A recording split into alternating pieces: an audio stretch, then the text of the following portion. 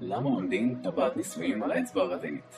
יש הסבר יפה ומשכנע שמסופר על ידי הסינים. האגודל מייצג את ההורים שלך.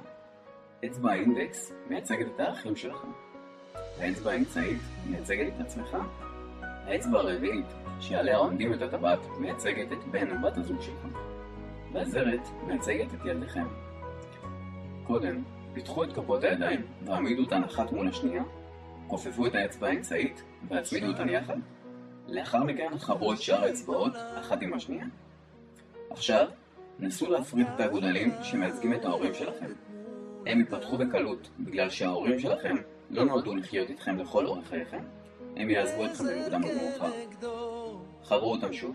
עכשיו, נסו להפריד את האצבעות האינדקס שמייצגות את אחיכם, ותראו שגם הן נפרדות, בגלל שלאחיכם ולאחיותיכם יהיו משפחות משלהם, והם יצטרכו לעזוב אתכם בעתיד.